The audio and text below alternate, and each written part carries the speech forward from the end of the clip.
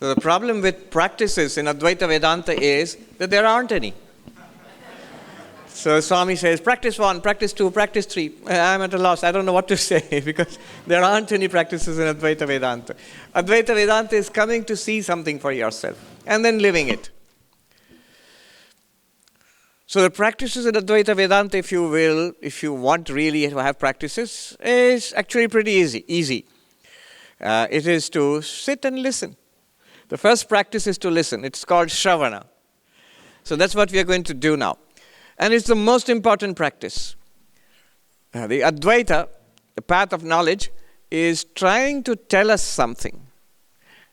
So what we'll do in this series, starting now, and then in the afternoon, and tomorrow, and day after, is first now we'll listen and get the gist, the essence of what Advaita is trying to tell us. Because that's all that Advaita is trying to do. It's trying to tell us something.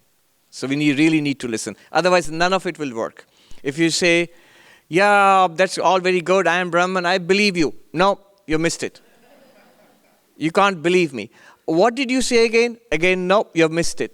One must listen, and then one must see, oh, this is what the teacher said. This is what the text said. And now I must mull over it, think over it, and see whether it is reasonable, whether I get it or not. And then finally, the final part of it is to see, is it real? If you can say yes to all three, I know what the teacher said. Do you know what the teacher said or the text said? Yes. First part is over, the most essential part.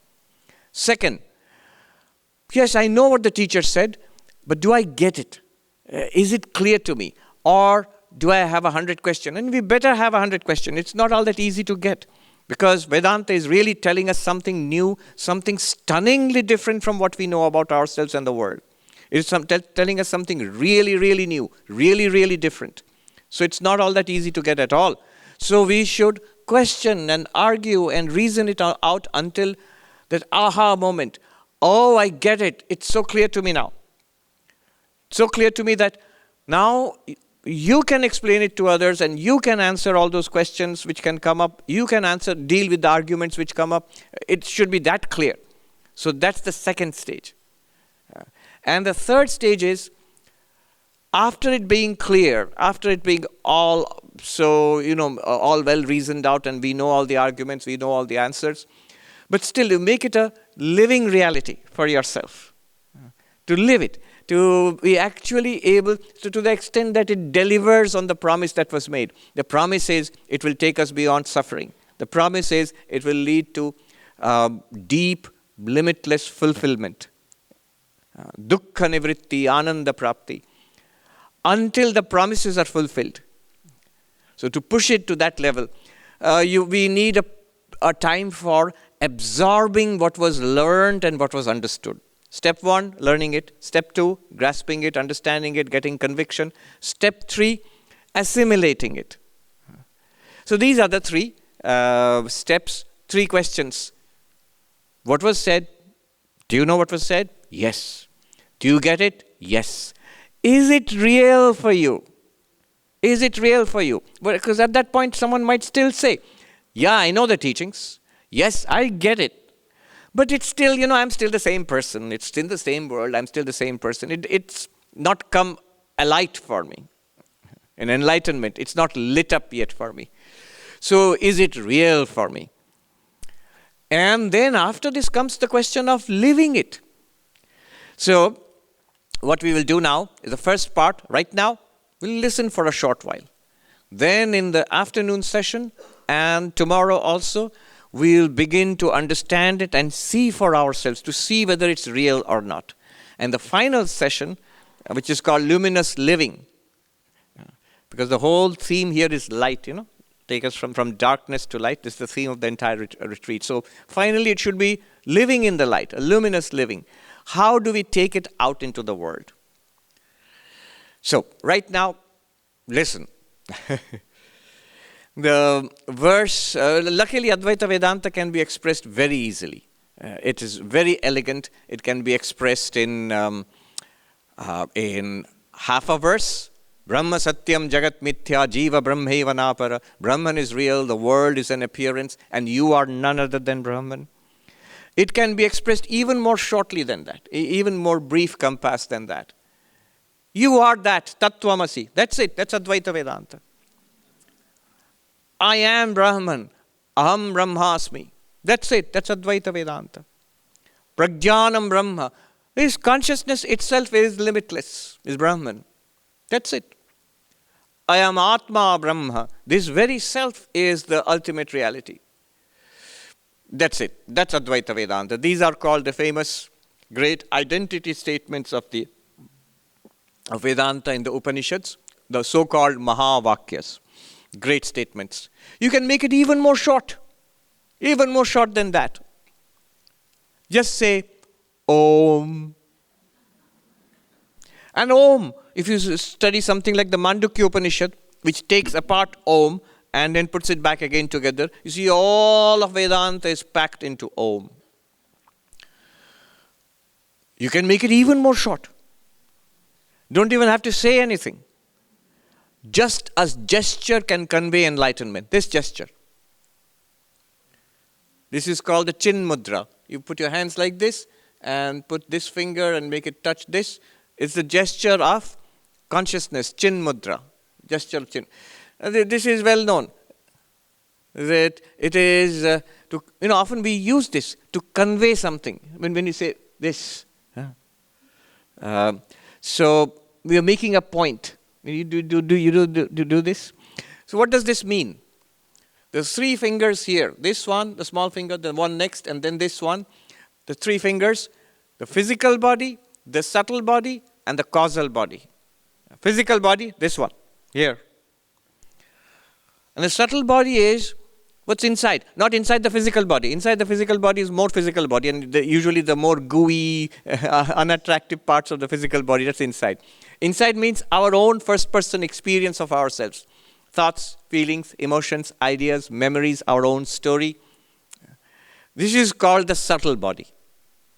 The antakarana, which is a part of the subtle body. So that subtle body, that is one finger is representing that. And there is a seed state to our existence called the causal body. Karana Sharira. So these 3.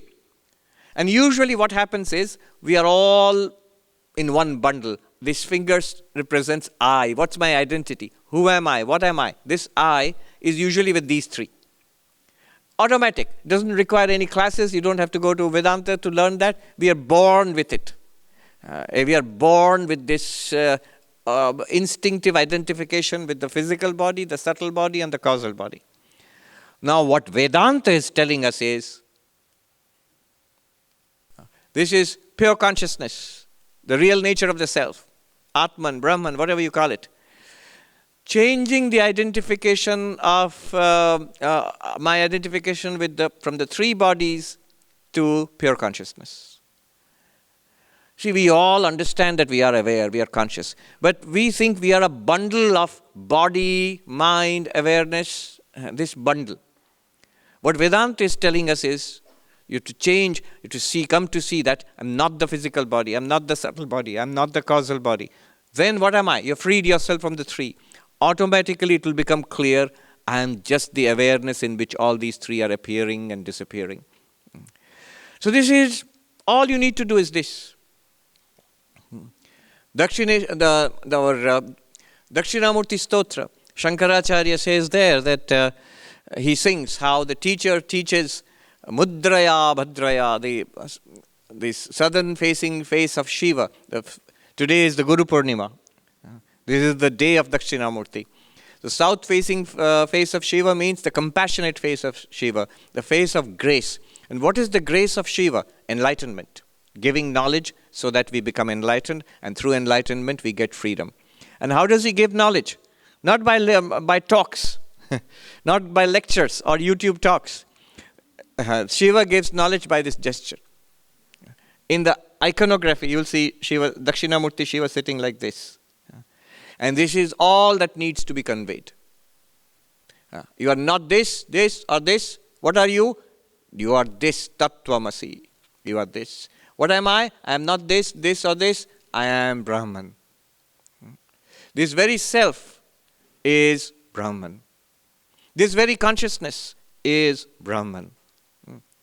Tat Tvamasi. Aham Brahmasmi. So, this is you can convey Vedanta like that, through one gesture. And even you can make it even more simple. Silence. Yes, Shankaracharya in the same Dakshinamurti Stotram, the hymn to Dakshinamurti, he sings that the Guru is young, the disciples are old and venerable. The Guru teaches in silence, and the questions of the disciples are answered, all their doubts are dispelled, and they attain enlightenment. Clearly he was talking about himself. He was a teenager, and many of his disciples were well-known, venerable scholars and all. So, even silence, the silence is the teaching of Advaita Vedanta. It can be made as simple as that. In the time remaining to me, I will speak a little about light, the light of lights, because this is the theme of our retreat here. Vedanta, the central teaching of Vedanta, through one beautiful verse, one of my favorite verses in the Bhagavad Gita, the 17th verse of the 13th chapter. Chapter 13, 17th verse. Jyotisham api tad jyoti tamasah paramuchyate jnanam geyam jnanagamyam hridhi sarvasya vishtitam. It is the light of lights, said to be forever beyond darkness. It is knowledge. It is that which has to be known. And it is that which is attained by knowledge. What is it? What are we talking about? It shines in the hearts of all beings, which is the poetic way of saying, we're talking about you. We're talking about ourselves. Our real nature is that. The light of lights, forever beyond darkness. It is knowledge. It is that which has to be known, and it can be known only by knowledge. And it is there already in the hearts of all beings. That light is shining in the hearts of all beings. So this light metaphor you get in the Upanishads and the Gita a lot. Our nature as pure consciousness, which Vedanta talks about, tells us that we are not the body, not the mind. We are awareness, we are pure consciousness. It's very easily compared to light. Swami Vivekananda loved using this metaphor. Here in this country, he would often introduce Vedanta by quoting a couple of lines from the Upanishads. Shrinvantu vishve amritasya putraha. Listen, ye children of immortal bliss. Aye dhamani divyani tastu. If there are gods in heavens, you also listen, because what I'm teaching, what Vedanta is teaching us, even you don't know. The very fact that you are this petty god in some heaven shows that you're not enlightened. You're still in samsara. So you don't know. You better listen too. What are you going to tell us? What's Vedanta telling us? Vedaham purusham mahantam. I have known that infinite being. What's it like? What's that infinite being? Aditya varnam tamasah parastat. Shining like the sun, blazing forth like the sun. See, again the light metaphor. And again the same language. Forever beyond darkness. Beyond the darkness of death. Beyond the darkness of misery. Beyond the darkness of helplessness. Beyond the darkness of limitation and poverty and depression and unfulfillment and frustration. Beyond the darkness of disease. Forever beyond all of that. On the other shore of the ocean of darkness is this unending light. And I have discovered that. Okay, that sounds kind of cool. And what do you get if you discover that? Is there any benefit right now? He says, Tameva aviritva ati mrityumeti. By knowing that alone, one goes beyond death. One goes beyond suffering. That is the solution to all the problems which we face in life. To the human condition. That is what we are searching for. And that alone is the solution. There is no other solution. Nanyah pantha vidyate ayanaya. There is no other real solution to this. We may spend time, in entertainment and politics and science and technology and even religion. All of those things, patchwork. They will not give a deep solution to this question, the human condition. Tameva viditva ati mrityu meti nanya pantha vidyate ayana. There is no other path to freedom from death. Swami Vivekananda put this light of lights in the hymn he composed to Sri Ramakrishna. He composed a hymn to Sri Ramakrishna. He put the same language, Khandana Bhava Bandhana, which we sing in all our ashrams in the evening, every day across the world in the evening. This is sung as the worship of Sri Ramakrishna. But at the very end of that hymn, he says, Jyotira Jyoti Ujala Ridikandara, light of lights, shining in the hearts of all beings. It's exactly the same language from the Bhagavad Gita. Jyotisham api tad jyoti, Hridi sarvasya vishtitam. It is the light of lights, shining in the hearts of all beings. Sri Ramakrishna, Swami Vivekananda is composing this hymn and we sing it to Sri Ramakrishna. But what is he writing in the hymn? It is the light of lights. And it shines in the cave of the heart, in our hearts. It's us. He's talking about us, our real nature. You find this light metaphor in the Upanishads. Another verse, mantra that Swami Vivekananda was very fond of. Na tatra suryo bhati na chandra tarakam na neme vidyuta bhanti kuto yamagni tameva bhantam anubhati sarvam tasya bhasa sarvamidam vibhati. The sun cannot illumine that ultimate reality, nor the moonlight, nor the starlight, nor the light of the fire, or the of lightning, or of this fire. That shining, everything else shines after it. By its light, everything here is lit up. What is he talking about? He's talking about our real nature as pure consciousness. It cannot be objectified. This light will reveal the whole in the darkness, but it cannot reveal consciousness. Rather, consciousness reveals it. Consciousness shining, the Atman, pure consciousness, our real nature shining. The mind shines. It borrows light from our real nature, consciousness. The mind shines. Mind shines means, if you feel particularly, confused, what is he talking about? Why, how does the mind shine? It's just that we are experiencing. We are aware. And when the mind shines, the senses are lit up. Then I have the experience of seeing, hearing, smelling, tasting, touching. And when I have those experiences, the world shines for me. See, here's the world shining. Sound, that's the world shining. The food that we will taste, that's the world shining. All the world shines for us. But the source of all this shining is the light. That shining, everything else shines after it. By its light, everything here is lit up. He said, no, Swami, don't you see that light? By that, everything here is lit up. But, this is the conception of light in the Upanishads. In the Upanishads, in Vedanta and Advaita, this is the conception of light. What is a light? So the definition of a light in Vedanta, in the Upanishads is, something is in darkness. And if something else comes and reveals what was hitherto in darkness, then that's a light. This hall was in darkness. Then this light was switched on. And now the hall is revealed to us. Therefore, we call it a light. But it's not the ultimate light. Close your eyes. You don't see it. So that light is in darkness now. It's only when I open my eyes and see, the light. So my eyes, our eyes are the light of that light. But what is the light of the eyes? This is the way the Upanishads think. You might say, where is this going? Wait, it's going somewhere. What is the light of the eyes? Well, the mind is the light of the eyes. Unless I'm paying attention to what I'm seeing, I won't see it. Like Sherlock Holmes and Dr. Watson. So both of them are seeing the same thing, but Sherlock Holmes sees. Dr. Watson does not, who is standing for all of us. We don't see, but the detective sees. I remember this silly joke which I read in, I think, Reader's Digest or something many, many years ago. So Sherlock Holmes and Dr. Watson are on a camping trip.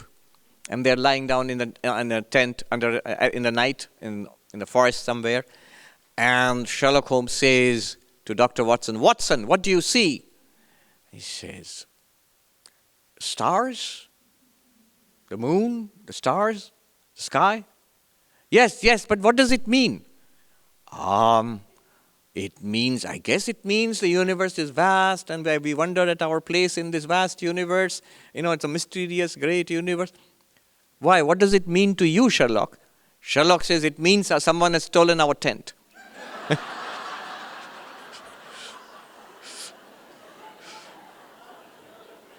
So, we are seeing the same thing, but we are not really seeing until the mind is being applied to it. The mind is the light of the senses, of the eyes and ears. But what is the light of the mind? It is consciousness which is the light of the mind. It's ultimately, and what is the light of consciousness? You can ask that. What's the light of consciousness? There is consciousness is very unique. That it does not need another consciousness. It does not need another light. It is self-revealing. It is self-luminous. The Sanskrit word is swaprakasha, self-luminous. This self-revealing, self-luminous consciousness is our real nature. That's what Advaita Vedanta wants to tell us. It is all knowledge. See, this self-revealing consciousness, self-luminous consciousness, forever beyond darkness. Think about it. It's a very curious thing. Shankaracharya in his Aparoksha Anubhuti, he says that light can reveal everything. This light can reveal everything, but it can't reveal darkness. Right? If you have darkness, I want to see darkness, switch on a light. Well, you can't see it anymore. That story of the man, the villager who told his servant, "It's night, it's getting dark. Here is this lamp. Go, what do I do with it, sir?" "Well, go and put it where it's dark." So the man went around and then came back and said, "Sir, I couldn't find anywhere that's dark. Wherever I went, there's no darkness." So light drives away darkness. Light can't illumine darkness. And then Shankaracharya says that, but consciousness is such a light which can illumine light also and darkness also. Because even when you switch off the lights, and what do you say? It's dark. So I'm able to illumine darkness. I'm able to see darkness. You might say, that's a cute thing to say, but what philosophical meaning, what value does that observation have? It's just an observation, but it has a very deep value. The value is this. This is sort of kind of a deep dive into Advaita epistemology. We say that we are covered. The reason that I do not know myself is ignorance. And so the opponent of the non-dualist will ask, so that ultimate reality, pure consciousness, the light of all lights, blazing forth like the sun. So it has ignorance. Atman or Brahman does have ignorance. And the answer is here. If you are aware of ignorance, if consciousness reveals ignorance, then ignorance is an object that is illumined by consciousness and it doesn't touch consciousness. Light, whatever it reveals, if it reveals the wooden podium, the light doesn't become wooden. If it reveals a red rose, the light doesn't become red. If it reveals the water, light doesn't become wet. Light is not affected by what it reveals. If consciousness, Atman, Brahman, reveals ignorance, then consciousness itself is not affected by ignorance. Ignorance doesn't belong to consciousness. Knowledge and ignorance both belong to the ego. It belongs to, in technical terms, in Vedanta, to pramata, the knower. Anyway, that's just a sample of the kind of things we think about in non-duality. Jnanam, this light of lights is all knowledge. It is because of this light of lights, that shining, the mind shines and the senses shine. It's because of that we have the experience of knowing. I see, I hear, smell, taste, touch, I think, I understand, I express myself, speak. All of that because of the light of lights. And that light of lights you are. All knowledge is made possible because of this. One day if we come to know God, will you be conscious of God or unconscious? You'll be conscious. Even God is revealed. If God were an other, that other God would be revealed to this consciousness. So it is the It is knowledge. Knowledge of the world, after death if there is heaven, knowledge of heaven, knowledge of God, knowledge of samadhi, all sorts of spiritual, religious, secular, scientific, and Facebook knowledge also. All of that is revealed because of this one consciousness, jnanam.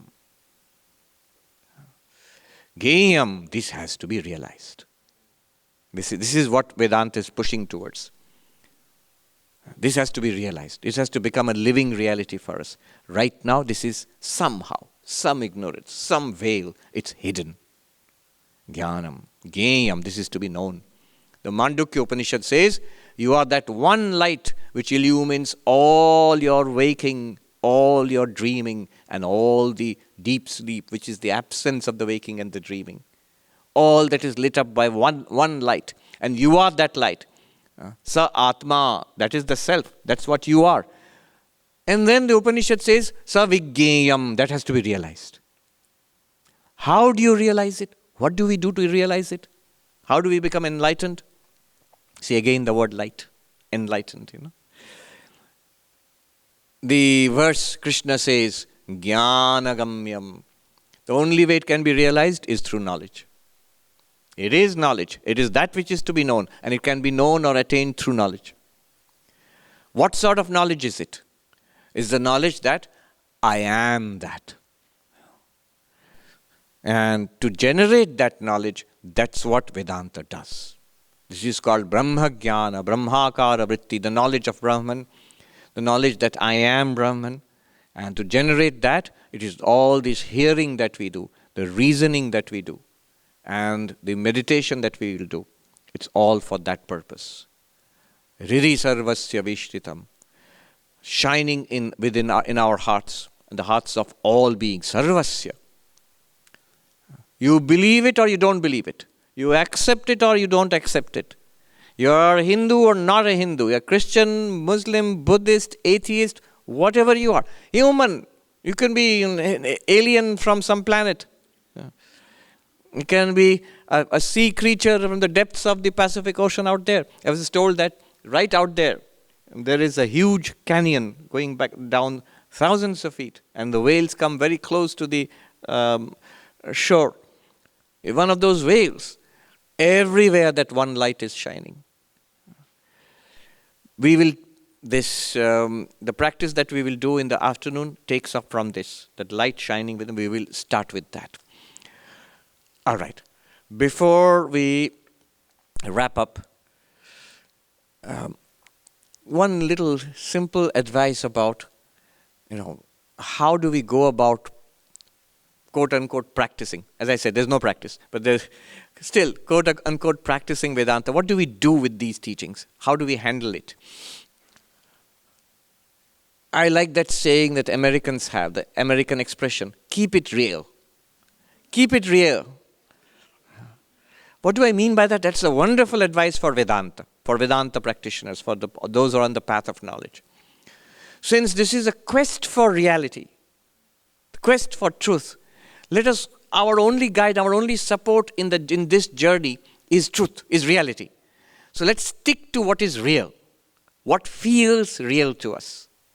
How do we stick to what feels real to us? Keep pointing it out to yourself. I like this example. A monk said, what does a child say when you ask a child, what is a nose? The child will not say, it is the organ of respiration and the olfactory sense organ. No. The child will say, this is a nose. Here's a nose. We must be like that child in the path of knowledge, in the path of self-inquiry. So when the teacher says body, let's just notice the body. Here. Let's not intellectualize it into an intellectual conception of the body. Yes, the body is the food sheath and it is the gross body. No, those are just words. Here, body. Here, this is the body. When the teacher says breath, notice it. Take a look. Keep it real. This is the breath. When the teacher says mind, now I can't point it out to you, but we can all point it out to ourselves. The mind. Yes, look. Thoughts, ideas, questions, feelings, good and bad feelings, neutral feelings. memories. That's the mind. Look, notice. Is it theoretical? I always ask people on the path of inquiry, is it theoretical or is it practical? Or is it real? Is it theoretical or is it real? People think that Vedanta is a lot of theory. There's a lot of speculation and philosophy. It can be if we lose track of what's real. If we don't keep it real, it'll become all theory and it'll be something that is a nice philosophy. It's a very difficult, subtle, abstract philosophy. And that's why Vedantins will say it's not at all abstract. It's utterly real. And everything that else you do, science, your politics, and the world itself, all your problems, even religion, all of that is abstract from the Vedantic perspective. This is concretely real. One sadhu said, Thas bharpur Mahatma ji, jyon ka tyon. It is packed, this universe is packed tight with Brahman. There's no space for anything else. What world can there be? Where is the space for a world? Where is the space for a sentient being? Where is the space for problems? It is packed tight with existence. It's packed tight with this existence awareness. So, keep it real. I ask them, is it theoretical or is it real? Body, theoretical or real? Real. Breath, was that theory or was that real? Real. Thoughts in the mind. Is it theoretical? Is your mind theoretical or is it a real mind? Do you have a real mind or are you mindless? Yes, it's real. It's very real. Yes. And beyond that, as we step deeper and deeper, if you can hold on to that sense of reality, enlightenment is close at hand. It's just one step. Almost till the very end, we will see it's real, it's real, it's real. And till the very end, if you can say, yeah, that's real. Congratulations, you're enlightened. We'll take a look, keep it real in the afternoon session. Om Shanti Shanti Shanti Hari Om Tat Sat Shri Ram Krishna Rupanamastu. Right on time. They have a nice counter going here. It's like a TED Talk. Yeah, you've got 18 minutes and it counts down till 00000. You have to wrap up at that time. Thank you.